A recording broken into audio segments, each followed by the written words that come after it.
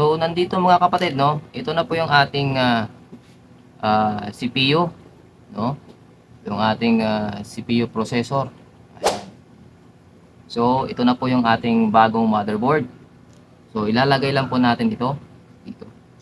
So, hindi muna natin ilalagay sa kanyang casing. Dito muna natin iti-test, no?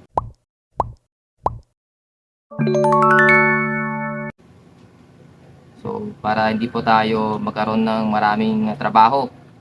So, baka kasi hindi ito gumana para hindi na tayo mag-backlash doon, no? Kasi pag nilagay natin to sa casing tapos doon pa tayo magte-test, edi kukunin ulit natin ito kung magkakaroon tayo ng problema.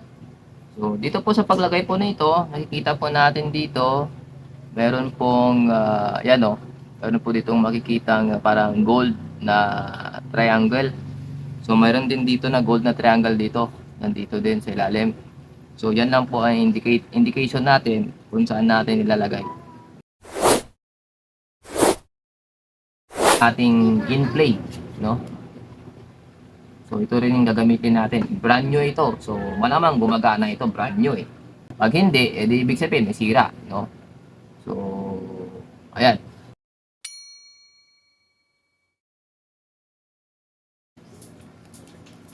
So, naka rubber band siya.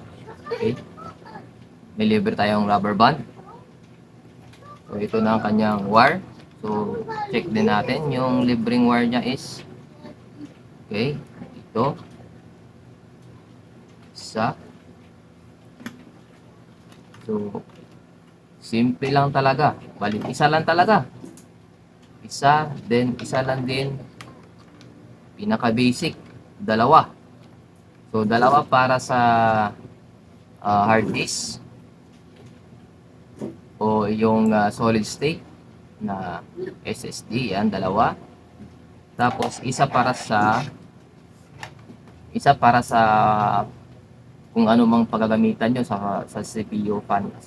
Sa fan nyo po, exhaust fan nyo, pwede nyo gamitin yan. Isa lang. So, yan. Saka dito sa power niya. Okay. So, ilalagay na natin.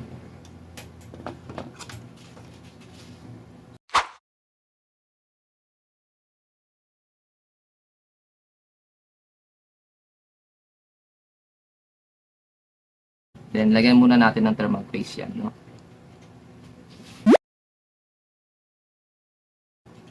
Yan, malamunggo lang po. Malamunggo lang. Then, yung kanyang cooler fan.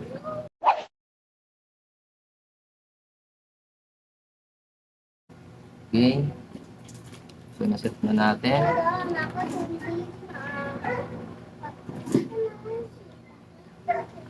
Yung kulang na lang dito is yung kanyang memory. So, okay na. So, power. Saksak. So, saksak na natin tong kanyang power.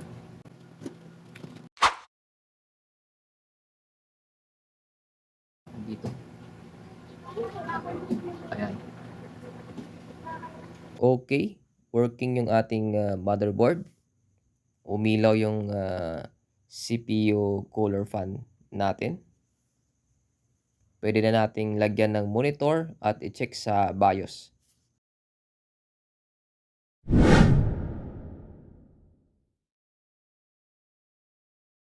Gumagana na ang ating motherboard. Yan, nasa BIOS na tayo. Working fine.